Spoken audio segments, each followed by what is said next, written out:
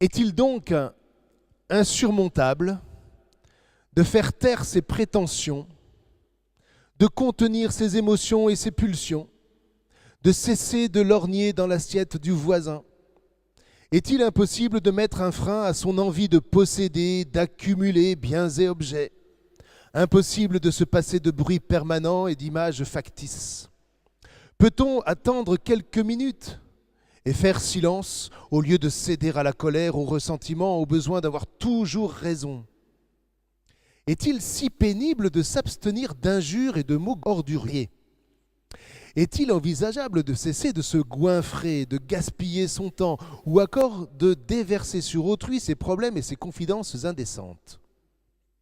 Est-ce hors de portée de calmer son désir éperdu d'approbation et de reconnaissance de vaine gloire? Un être humain est-il incapable de mettre des bornes à ses appétits de domination et de jouissance alors que les animaux eux-mêmes suivent les lois de la nature? Est-il si pénible de penser à autre chose qu'à son bonheur terrestre? Est-il sérieux de vouloir tout et immédiatement sans renoncer à rien et sans en payer le prix, puis, tel un enfant roi, trépigner et hurler si on ne l'obtient pas? Alors ce petit passage est tiré d'un livre d'une femme qui s'appelle Jacqueline Kellen, qui a été productrice sur France Culture, qui est chrétienne, et qui est surtout quelqu'un qui est docteur en lettres et qui a une culture tout à fait immense qu'elle a à cœur de livrer. Et du coup, ça l'a poussée à écrire des tas de livres, et notamment un petit livre qui est sorti au mois de février dernier, et qui s'appelle Le Jardin des Vertus. Voilà. Jacqueline Kellen a cette science, vous voyez, elle a cette capacité d'écrire de manière très alerte, toujours très très accessible. Donc si un jour vous voyez ce livre passer entre vos mains, vous pourrez vous arrêter et y jeter un coup d'œil. Vous ne perdrez pas votre temps. D'autant que voilà, elle ne cache pas sa culture chrétienne, mais en même temps elle a une grande culture philosophique. Donc voilà, quand elle parle des vertus, elle va plonger, comme dans chaque fois qu'elle écrit un livre, elle va plonger dans un grand univers de culture qu'elle nous offre sur un plateau. Voilà. Or, quand j'ai vu sortir ce livre, hein, je me suis dit, mais c'est un signe, car je crois qu'aujourd'hui, on en est venu à une période où on a envie de redécouvrir des choses qui soient saines, des choses qui ne nous éparpillent pas partout, parce que, je ne sais pas vous, mais moi j'en ai un petit peu marre d'être appelé à droite, appelé à gauche, on reçoit des pop-up, des machins, des trucs qui nous dispersent complètement, et on a l'impression de tellement courir que, dans le fond, on n'a plus de temps pour soi, on n'a plus de temps pour la famille, en tout cas pas comme on voudrait, pas comme on l'espérerait. Et la question est, est-ce que c'est vraiment impossible de retrouver ce temps? Eh bien moi, je peux vous assurer que c'est possible. Voilà, et je ne suis pas le seul, et c'est à partir de là que je voudrais faire ce parcours avec vous. J'ai repris la fin de son livre pour une deuxième citation que vous avez dans vos livrets et que j'ai trouvée très pertinente. En tout cas, je l'ai fait à leur manière pour les enfants ce matin au caté. Ça a marché du tonnerre de Dieu. Si je puis me permettre, pardon Seigneur, voilà. Nul n'aimerait passer pour un individu pleutre. Oui, non, voilà. Stupide, encore moins. Cupide, malhonnête et menteur. Et pourtant, dépourvu des vertus de force, de prudence, de tempérance et de justice, tel est le portrait de l'homme dégradé qui finit par devenir ordinaire. Elle a le sens de la formule. Hein. Qui de nos jours peut énumérer les 4 vertus majeures? Qui les enseigne encore? Parce que c'est bien de les connaître, mais les enseigner. Loin de n'appartenir qu'à la seule sphère religieuse, elles sont pourtant les fondations de toute vie humaine digne de ce nom. Alors, voyez, ce soir, notre objectif n'est pas de nous interroger pour comprendre pour quelle raison notre génération en est venue à oublier ce qui a constitué la colonne vertébrale de nos anciens depuis plus de 2500 ans. Oui, hein? Ce qui a constitué le socle des sociétés qui n'étaient pas parfaites, mais que je sache, la nôtre ne l'est pas non plus, d'accord? Donc voilà, il ne s'agit pas de chercher la société parfaite, mais il s'agit de chercher dans les sociétés dont nous sommes le fruit quand même, parce que nous ne serions pas ce que nous sommes sans nos anciens. Donc, il s'agit de chercher ce qui a fait leur grande richesse et comment ils ont traversé une existence qui était bien plus laborieuse que ne l'est la nôtre aujourd'hui, vous voyez. Or, il se trouve que précisément, ils se sont appuyés sur le socle de ce qu'on appelle les vertus. Et ce que remarque Jacqueline Kellen et qui est juste magnifique, c'est qu'en réalité, c'était un travail qui se faisait dans le bassin méditerranéen avec les Grecs, mais c'est aussi quelque chose que les Chinois ont exploré et mis en application. Mais vous trouvez aussi des traces au Moyen-Orient, enfin des traces, que dis-je? Non, des documents entiers qui exaltent les vertus, et toujours les mêmes. Tout à fait étonnant, vous voyez. Donc sous toutes les latitudes, on s'est dit pendant des siècles et des siècles, voilà ce qui nous met debout. Est-ce qu'on réussit toujours? Pas nécessairement. Mais du coup, ça a façonné une expérience que malheureusement, nous avons complètement oubliée. Ce qui fait que, par exemple, je ne sais pas pour vous, mais en tout cas, moi, tant que je n'ai pas connu ça, je commençais un peu le carême en amateur. En me donnant des bonnes résolutions et en arrivant à la fin du carême, allant me confesser et en avouant, mon Père, pardonnez-moi parce que j'ai péché, je n'ai pas... Voilà, on croirait que vous y êtes. Bon. Donc voilà. Alors, vous voyez, aujourd'hui, on essaye. Et je le vois bien parce que, d'abord parce que c'est une part de mon autre métier qui est d'être conseiller conjugal. On enseigne à accepter aujourd'hui ce qu'on est. Voilà. Hein? On dit, essaye de s'aimer comme tu es. Et on va appeler ça l'estime de soi. Et on va travailler l'estime de soi. Mais que je sache, il y avait, dans l'ancien temps, dans l'Antiquité, sur le fronton d'un temple à Delphes, le temple de la Pythie. La Pythie, c'était un oracle. Il y avait ces mots, « Connais-toi toi-même ».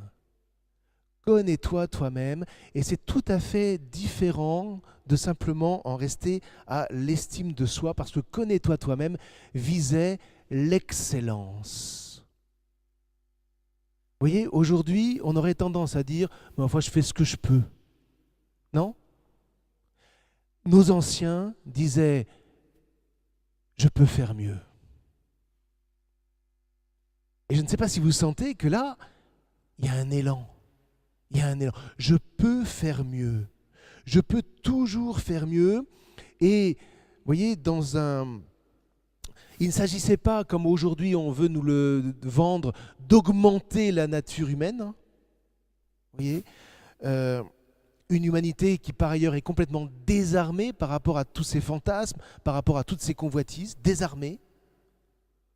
Mais il s'agissait de tracer pour chacun le chemin d'une vie meilleure. Le chemin d'une vie meilleure. La Bible n'a pas rejeté cet enseignement. Au contraire, vous trouvez des magnifiques versets, notamment dans la sagesse, dans les livres de sagesse, qui exaltent les vertus. Et que je sache, Jésus a été un maître de courage, un maître de maîtrise de soi, de tempérance, comme on dit, un maître de prudence et un maître de justice. Et l'Église a très tôt enseigné l'importance d'exercer les vertus. Je vous en ai mis 2 passages dans le petit feuillet. Saint Paul. Mes frères, tout ce qui est vrai et noble, tout ce qui est juste et pur, tout ce qui est digne d'être aimé et honoré, tout ce qui s'appelle vertu et qui mérite des éloges, tout cela, prenez-le en compte. Ce que vous avez appris et reçu, ce que vous avez vu et entendu de moi, mettez-le en pratique et le Dieu de la paix sera avec vous. Et si on va lire Saint Pierre, on entend ceci. Que la grâce et la paix vous soient accordées en abondance par la vraie connaissance de Dieu et de Jésus notre Seigneur. Sa puissance divine nous a fait don de tout ce qui permet de vivre spirituellement grâce à la vraie connaissance de celui qui nous a appelés par la gloire et la force qui lui appartiennent. De la sorte, nous sont les dons promis, si précieux et si grands, pour que par eux, vous deveniez participants de la nature divine. Oh là, c'est compliqué, on expliquera. Et que vous échappiez à la dégradation produite dans le monde par quoi? Par la convoitise. La convoitise qui combat contre les vertus. Et pour ces motifs, faites tous vos efforts pour joindre à votre foi la vertu, c'est une force, hein, à la vertu, la connaissance de Dieu, à la connaissance de Dieu, la maîtrise de soi, à la maîtrise de soi, la persévérance, à la persévérance, la spiritualité, à la spiritualité, la fraternité, à la fraternité, la charité. Si vous avez tout cela en abondance, vous n'êtes ni inactif ni stérile pour la vraie connaissance de notre Seigneur Jésus-Christ. Mais celui qui en est dépourvu est myope au point d'être aveugle. Vous vous souvenez que le Seigneur, il n'y a pas longtemps, nous a dit un aveugle qui guide un autre aveugle ne peut mener que dans le trou. Voilà. Il oublie qu'il a été purifié de ses péchés d'autrefois. Ça veut dire quoi? Ça veut dire qu'aujourd'hui, contrairement à nos anciens Grecs, non seulement nous sommes appelés à exercer les vertus qu'ils ont exaltées, mais en plus nous avons l'aide de la foi, de l'espérance et de la charité. Donc on a encore moins de raisons de ne pas les exercer. Voyez, hein? Je signale d'ailleurs que vertu en soi, ça veut dire force. Messieurs, écoutez bien, vertu, ça veut dire force. Ça vient de vir. Vir, ça a donné viril. Et dans l'Antiquité, messieurs, la vertu, mesdames, c'est pas que vous étiez exclus, la question n'est pas là. On fait pas de, par pitié, ne m'accusez pas de faire. Non, mais ça veut dire que c'est ce que l'on attend. Les vertus, c'était ce qu'on attendait d'un homme véritable. Faut-il répéter? Les vertus étaient spécialement enseignées aux hommes. Pourquoi? Parce que c'était ce qu'on attendait d'un homme véritable, qui soit libre, qui soit droit. Et messieurs, il y a une vérité que m'a enseigné 18 ans de conseil conjugal. 10 ans, n'importe quoi. 10 ans, c'est que si vous êtes droit, si vous arrivez à vraiment vivre des vertus qui nous structurent, vos femmes se sentiront en sécurité et elles donneront le meilleur d'elles-mêmes. Mesdames, est-ce que je me trompe? Une femme a besoin de sécurité. Pas d'être sécurisée, hein, on est d'accord. Hein? Et la sécurité ne consiste pas uniquement à lui offrir une cuisine où elle puisse faire la popote et puis je ne sais pas quoi. Hein? On est d'accord. Bon, ceci est une petite virgule que je n'aurais peut-être pas dû m'autoriser, mais je n'ai pas pu m'en empêcher. Voilà. Donc, pour en revenir à la Bible, je pourrais multiplier les exemples. Si déjà vous revenez cette semaine sur ces deux textes-là et qu'ils vous nourrissent, on n'aura pas perdu notre temps. Et donc, vous voyez, retrouver ce chemin de la vertu est un acte d'espérance formidable pour nous et pour nos enfants, car il ne s'agit pas uniquement de le vivre pour nous, il s'agit de le transmettre. Et de ce point de vue, il me semble que l'Église est prophétique. Alors, l'Église est composée de pécheurs, c'est-à-dire de vous et de moi. D'accord? Ok. Et malheureusement, tous les scandales qui ont surgi ces derniers temps sont bien la preuve que même dans l'Église, vous voyez, quand on oublie l'exercice des vertus, on dérape. Vraiment. Et on peut déraper grave. Ouais. Alors, est-ce que ça veut dire que pour autant, parce qu'il y a eu de ces dérapages, il faut quitter l'Église? Ah ben non. Ah ben non. Mais alors par contre, moi ce que je crois profondément, c'est que nous, ensemble, c'est laïcs et prêtres, nous pouvons redonner nous pouvons redonner n'importe quoi. Nous pouvons faire en sorte que toutes les richesses de l'Église qu'elle a encore à donner au monde, et Dieu sait si elle en a, eh bien nous pourrons le porter ensemble en étant vigilants les uns sur les autres. Et ça, j'ai eu un petit creux, je vous l'avoue, au niveau du moral, il y a quelques jours, mais rien que de recevoir à nouveau cet élan dans la prière, allez, on est reparti. Bon. Alors, maintenant, attention, ce dans quoi je vais vous entraîner avec moi pendant ces 40 jours, ce n'est pas un travail intellectuel.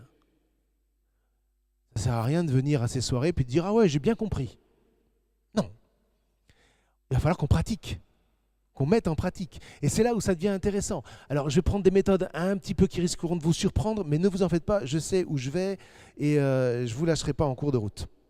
En tout cas, vous voyez, redécouvrir le chemin des vertus, ça va nous permettre de nous réconcilier vraiment, non pas tant avec nous-mêmes, mais de nous réconcilier avec notre vocation humaine et chrétienne. C'est une vocation humaine et en même temps c'est une vocation divine. Vous avez entendu Saint Pierre qui disait que Dieu voulait nous rendre participants de la nature divine. Qu'est-ce que ça veut dire ? J'aimais beaucoup cette petite phrase que je vous ai mise dans le livret du père François Varillon, qui était un jésuite, qui a marqué toute sa génération. Moi, j'ai fait une deuxième conversion en Afrique en entendant des conférences du père Varillon qu'il avait données dans ma ville natale. Donc, vous voyez, il faut passer par un détour pour retrouver ce qui était à ma porte, quoi. Et il avait cette phrase qui m'a bouleversé. Dieu ne peut diviniser, c'est-à-dire complètement illuminer, que ce que nous avons au préalable humanisé. Qu'est-ce que ça veut dire ? Ça veut dire que, ce que j'ai dit tout à l'heure dans l'homélie, mais ça fait rien, je répète, Dieu lance sa grâce, comme le semeur. Il lance la lumière. Et cette lumière, elle est faite pour être reçue par vous et par moi. Sauf que si on est déjà plein,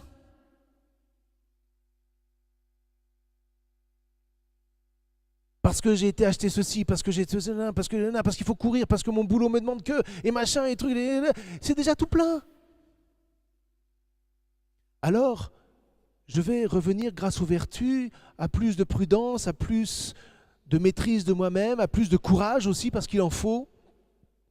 Je ne dis pas que vous n'êtes pas courageux et que je ne le suis pas non plus, mais on est courageux en amateur. Est-ce que vous voyez le problème ? On est courageux en amateur. C'est-à-dire qu'on fait tout ce qu'on peut, sauf qu'on ne sait pas comment utiliser les affaires. C'est comme si on me donnait un, je ne sais pas quoi, moi, par exemple, moi je suis carrément nul en pêche. Bah, vous me donnez une canne à pêche, le seul endroit où je suis capable d'envoyer l'hameçon, c'est dans des branches d'arbres. Parce que voilà, je suis comme ça, voilà. Sauf que si vous m'apprenez, eh bien, la même canne à pêche, elle va produire son fruit. Eh bien, c'est la même chose. Je ne dis pas qu'on manque de courage. Je ne dis pas qu'on manque de prudence parfois, mais on ne sait pas l'utiliser. Or, il y a une méthode. Et s'il y avait une méthode pour devenir saint ? Eh bien, des méthodes pour l'estime de soi, il y a des méthodes pour coaching, il y a des méthodes... Et si nous avions une méthode millénaire pour devenir saint ? Sauf que ce n'est pas un truc qui se fait tout seul. Ah ben non, ça nous met au travail. Et précisément, donc, je disais, Dieu sème la lumière. Notre part du travail, c'est de nous rendre disponibles. Et ça, le bon Dieu ne peut pas le faire à notre place. Je n'ai pas mis cette citation, j'aurais pu. Jésus à Sainte Catherine de Sienne. Fais-toi capacité, je me ferai torrent. Le torrent passe de toute façon. Si je ne suis pas capacité, il passera à côté. Est-ce que vous comprenez ? Ça va ? Alors, dernière petite note avant de nous lancer dans les affaires. Il y a une chose dont je suis absolument persuadé, parce que j'en vis depuis des années, c'est que le chemin des vertus, c'est un chemin de bonheur. Vraiment. Le vrai bonheur, il n'est pas d'être en accord avec soi-même. Il n'est pas... Je n'ai rien contre. Enfin, ce n'est pas ça le bonheur. La preuve, c'est que tu as beau être en accord avec toi-même, tu vas toujours chercher autre chose. Donc, ce n'est pas ça. C'est pas ça. Peut-être que c'est un préliminaire chez certaines personnes qui ont une histoire difficile et qui font qu'elles ne sont pas en accord avec elles-mêmes. Peut-être. Mais il ne faut pas s'arrêter là. Le vrai bonheur, c'est de travailler à faire pousser les vertus. Et pourquoi j'appelle ça un bonheur ? Parce que, je prends toujours cet exemple, et pardon pour ceux qui l'ont déjà entendu, mais c'est l'exemple de l'escalade. Quand vous faites de l'escalade, vous en bavez des ronds de chapeau pour vous accrocher aux différentes prises. Vous arrivez en haut, vous êtes joyeux. Mais qu'est-ce que vous racontez quand vous êtes en bas ? Vous ne racontez pas l'arrivée. Vous racontez avec fierté comment précisément vous avez franchi les différentes étapes. Et c'est ça qui est un vrai bonheur. Ouais, vous voyez, c'est un bonheur de gravir et de se sentir capable de gravir les échelons. Eh bien, la vie des vertus, c'est une échelle qu'on va franchir peu à peu. Et n'ayez pas peur, contrairement à ce qu'on vous fait croire, c'est possible à tout le monde. Vraiment. Je suis en train de vous endormir. Ça va? Bon. Alors, pour bien comprendre, pourquoi est-ce que 90% des chrétiens arrivent à la fin du carême en disant « j'ai pas tenu mes résolutions de carême ?» Il faut bien comprendre que notre faiblesse est morale et spirituelle. Notre faiblesse, elle est morale et spirituelle, mais elle n'est pas inscrite en nous. Ce qui est inscrit en nous, c'est ce qu'on va appeler notre tempérament. Vous et moi, nous avons un certain tempérament. Et le tempérament, qu'est-ce que vous voulez? C'est ce que vous avez en vous, c'est inné. C'est avec vous, ça ne vous lâchera pas, ce sera toujours ça. Mais c'est pas c'est pas grave, au contraire. Comprenez, parce que je vais garder cette image-là, comprenez que le tempérament, c'est votre terreau. Terreau. Voilà. Vous êtes comme ça. Je vais vous donner une image qui m'est venue en préparant tout ça. Je viens de Bourgogne. En Bourgogne, on fait pousser des framboises, des cassis, des groseilles et un certain raisin. Bon, qui n'est pas le même qu'ici, attention, faut pas confondre. Bon. Ok. J'arrive ici, dans le Var. J'essaye de faire pousser des framboises. Tout de suite, on me dit, ça va jamais prendre. Ici, ce qui pousse, c'est les pamplemousses, les citrons. Et les olives. Est-ce qu'il y a un terreau meilleur dans le Var ou en Bourgogne? Non. Il y a deux terreaux différents qui font pousser des fruits admirables, différents. Du coup, ça permet à la Bourgogne de vendre son cassis au Var qui n'en a pas, et au Var de vendre ses citrons en Bourgogne qui n'en a pas. Et tout le monde est content. Donc il n'y a pas un terreau meilleur que l'autre. Alors attention, là vous pouvez tourner la page parce que c'est là où on va commencer les affaires. Si je trouve mon papier, parce que je ne sais pas où j'ai mis le mien. C'est pas grave. J'ai l'impression qu'il y en a un qui a déjà son papier rempli. C'est le mien. Bon, c'est pas grave. Allez, on va y aller. Donc, qu'est-ce que le tempérament? Le tempérament, c'est chacun de nous tel qu'il est. D'accord? Et ça, c'est un tempérament avec ses richesses et c'est un tempérament avec ses faiblesses. Mais ça ne veut rien dire moralement parlant. C'est pas parce que vous avez un tempérament qui va faire que, je sais pas moi, vous allez parler trop vite, que c'est mal. C'est comme ça. Ce qu'on appelle le tempérament sanguin. Pourquoi j'en parle? Parce que c'est le mien. Oui. Donc voilà. Il y a des tempéraments. Et depuis plus loin qu'Aristote, on a trouvé 4 tempéraments de base qui sont repris aujourd'hui. Alors on vous les mélange. Alors on mélange ça avec ce qu'on appelle le MBTI avec Jung. Alors ça devient, je sais pas quoi, la technique arc-en-ciel pour certains. Ça devient, enfin je sais pas quoi. Enfin, bon, mais c'est la même chose, c'est les mêmes bases. Alors, il y a 4 tempéraments. Premier tempérament. On va les dire dans cet ordre-là. On pourrait les dire dans un autre. Le tempérament colérique. Attention, ne confondez pas. Ce n'est pas le tempérament coléreux. Vous faites la différence? Le coléreux, c'est celui qui se met en colère. Le colérique, c'est celui qui mobilise son énergie parce qu'il a envie de faire de l'action. Voilà, il va dans l'action. Le colérique, c'est celui qui... Alors le problème, c'est qu'il va dans l'action, mais qu'il y ait des problèmes à droite, qu'il y ait des problèmes à gauche, ça ne le concerne pas trop, il avance. Donc vous voyez, il y a des richesses et puis il y a des... Voilà. Le deuxième, c'est le tempérament sanguin, que je connais bien, parce que chez moi, c'est celui qui prédomine. Alors le sanguin, lui, il est très attentif aux relations. Il est dans le relationnel. Voilà. Dès qu'il y a des questions de relations, le sanguin, il est au front. Le troisième, c'est celui qu'on va appeler le mélancolique. Et le mélancolique, c'est celui qui est dans les idées. Il a beaucoup d'idées. Il est idéaliste. Vous voyez ? Et alors lui, par exemple, il aura du mal à passer à l'action. Parce que ce qui l'intéresse, c'est les idées. Voilà. Et puis alors, le quatrième, c'est celui qu'on appelle le flegmatique. Alors le flegmatique, c'est celui qui, en toute chose, recherche la paix. Et souvent, il recherche sa propre paix d'ailleurs. Bon, c'est pas grave ça. Bon. Mais voilà, le flegmatique. Alors, le flegmatique, vous avez du mal à le faire bouger. Parce qu'il dit oh. Voilà. Mais le flegmatique, attention, c'est quelqu'un qui est capable de travailler. Vous voyez, il y a des richesses chez le flegmatique. Hein. Donc si, avec le petit test que je vais vous faire, vous découvrez que vous êtes plutôt côté flegmatique, ne pleurez pas toute la nuit. Dites-vous, c'est avec ce terreau-là qu'on va faire pousser quelque chose de formidable. Oui ?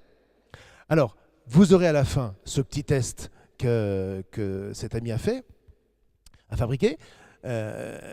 Donc, et moi, je vous le fais gratos, hein, parce que lui, il fait payer. Hein, attention. Et alors, vous allez voir que vous allez avoir un tempérament qui va être plus marqué que les autres. C'est celui-là qui est intéressant.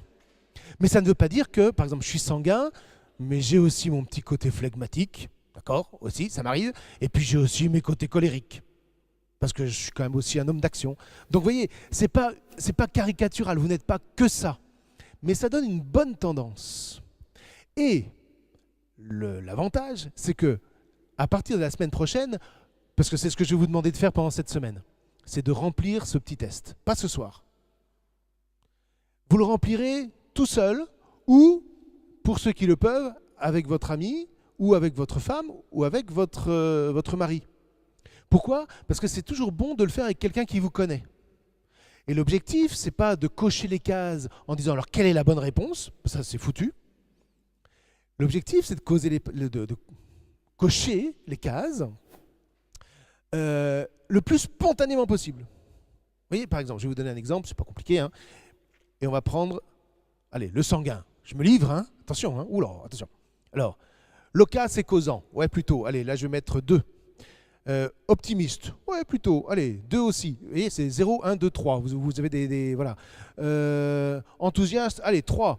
Chaleureux, ouais, pas mal, 2, parce qu'il y a des fois où ça dérape. Bon, puis alors, il y a des trucs positifs, puis après, il y a des trucs un peu moins impulsifs. Ah oui, ça c'est vrai que 3. Faible de volonté, ah, ça m'arrive aussi, vous voyez. Instable, ah ben, faut bien admettre que, voilà, etc., etc. Oui, et allez-y avec de l'humour sur vous-même. Parce qu'encore une fois, ça n'est pas grave. Et peut-être que, effectivement, un sanguin va se dire, tiens, il faudrait que je travaille la vertu de prudence. Parce que la prudence ne consiste pas à se revenir d'agir, mais la prudence consiste à toujours chercher, non pas, la prudence consiste à chercher, non pas à décider, mais à avoir une bonne décision. Voilà, excusez-moi, je ne suis pas clair. La prudence, je vais analyser, je vais regarder, je vais vouloir agir, mais je veux que ce soit la bonne décision. Je suis plus clair ? Je vise ce qui est bon. Voilà, la prudence, c'est ça. Mais la prudence, ce n'est pas du tout retenir les affaires, c'est au contraire vouloir qu'elles avancent, mais je veux que ce soit la bonne décision. Voilà la prudence. Bien. Et alors, une fois que vous aurez fait ça, on va pouvoir travailler ensemble, à la lumière du Seigneur, pour mettre les racines de ce qu'on va appeler le caractère. Et le caractère, c'est ce qu'on va pouvoir travailler. Et vous allez voir que ça va, c'est juste prodigieux, je ne peux pas vous dire autre chose, c'est prodigieux. On met en place le caractère. Alors je vous expliquerai comment, mercredi prochain, ça se met en place, à travers 3 vertus dont on n'a pas parlé, mais qui me semblent juste essentielles.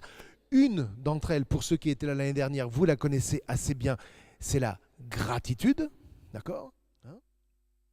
Je vous ferai un schéma qui est déjà en boîte pour que vous compreniez bien comment tout ça s'articule. Mais donc, il faut mettre en place le caractère par le travail des vertus. Par le travail des vertus. Alors, ce que je voudrais que vous compreniez, ce que je voudrais qu'on comprenne bien, parce que ça, c'est des notions, si vous voulez, qu'on enseigne dans les séminaires, mais je ne suis pas du tout sûr qu'on l'enseigne aux chrétiens, et ça me fait peur.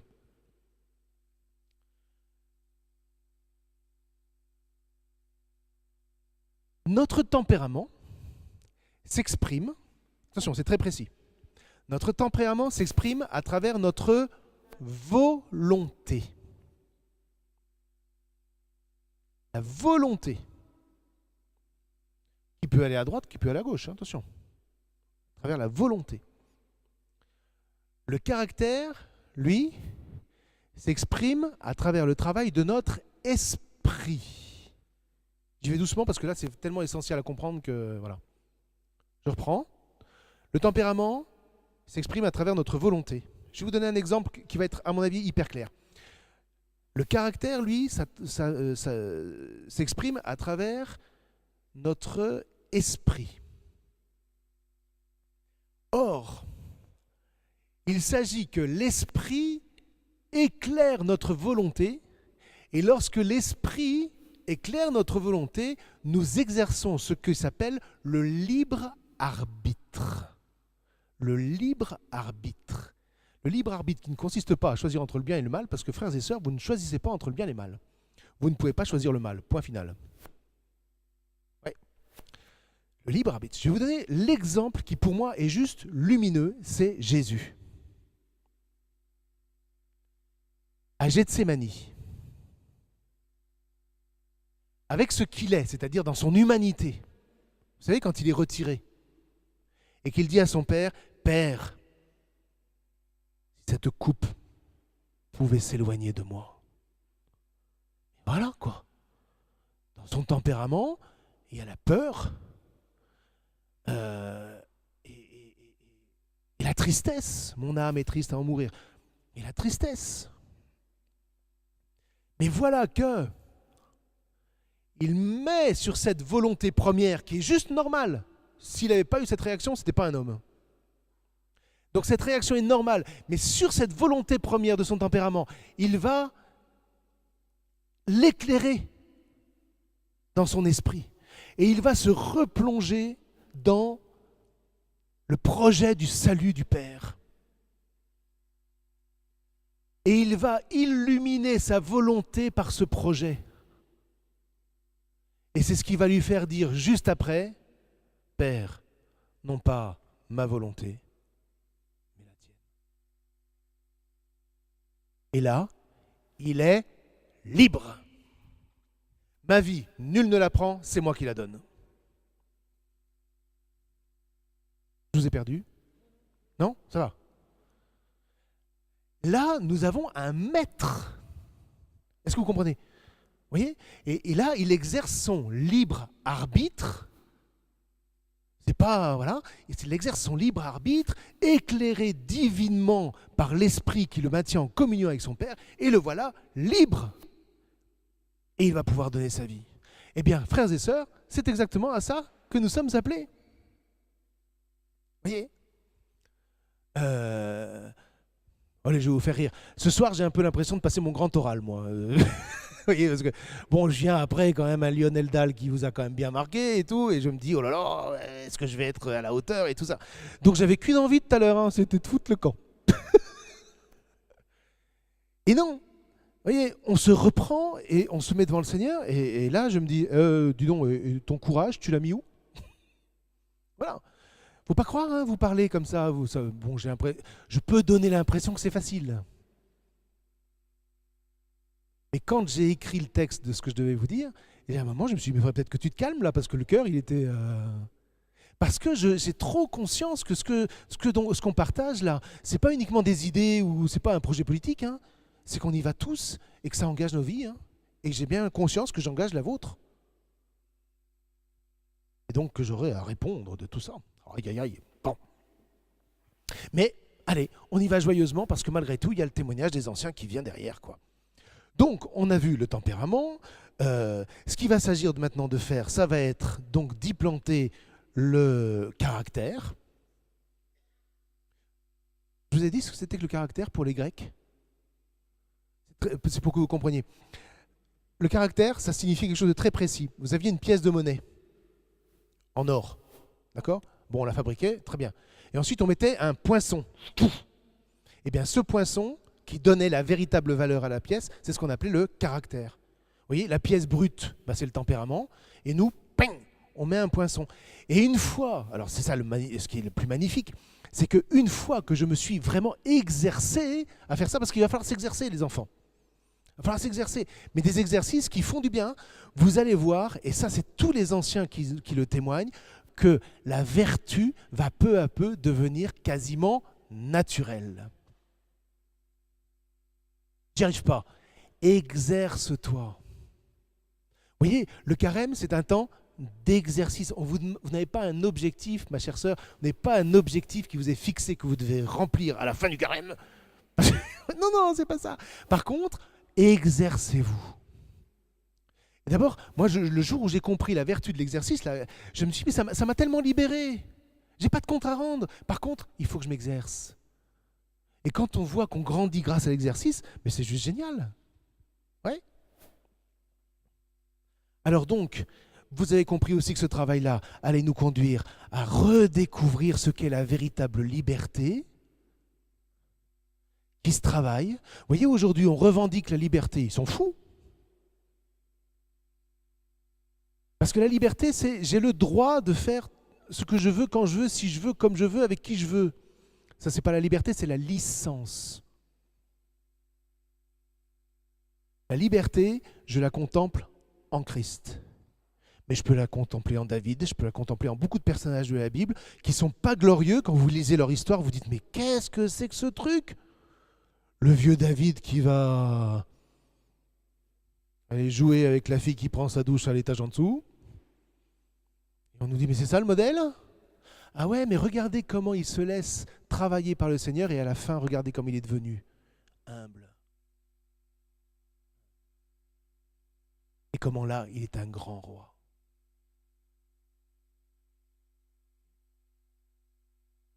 Alors, on va s'arrêter là, parce que le but de cette soirée, c'est de vous donner le goût. Je ne sais pas si j'y suis arrivé, j'espère. À partir de la semaine prochaine, on va mettre la machine en marche, mais elle ne pourra porter ses fruits que si vous faites ce petit test. D'accord? Prenez le temps. Pour être plus sûr, vous pouvez même le faire 2-3 fois dans la semaine. Pourquoi pas? D'accord? Et on va se retrouver mercredi prochain. Enfin, peut-être que je serai tout seul, parce que je sais pas, j'en sais rien. Mais je plaisante. On va se retrouver mercredi prochain et vous aurez déjà une petite idée de ce qu'est votre terreau. Est-ce que ce sera un terreau sur lequel on va faire pousser des citrons, du cassis, ou alors le terreau des Vosges qui fait pousser des sapins? Alors on se dit les sapins, c'est pas très glorieux. Mais attends, mais c'est avec les sapins qu'on fait les charpentes. Allez faire des charpentes avec un citronnier, vous. Oui. C'est encore plus difficile avec un cassissier, hein, je vous dis. Donc vous voyez, il n'y a pas de mauvais terreau. Ouais. Voilà. Et ensuite, ne vous focalisez pas là-dessus. Prenez-le comme ce que le Seigneur vous a offert, parce que vous avez une histoire, parce que vous appartenez à un pays, parce que vous appartenez à une culture, parce que vous êtes aussi ce que vous êtes, ce que vous avez reçu de vos parents. Glorifiez-le. Merci Seigneur de m'avoir donné tout ça. J'espère que vous découvrirez à la fois quelles sont vos richesses et certes vos faiblesses, mais les faiblesses ne sont pas des péchés, ce sont pas des voilà, c'est pas des fautes. C'est simplement quand vous avez un mur qui se lézarde, eh ben vous comblez la lézarde avant que ouais.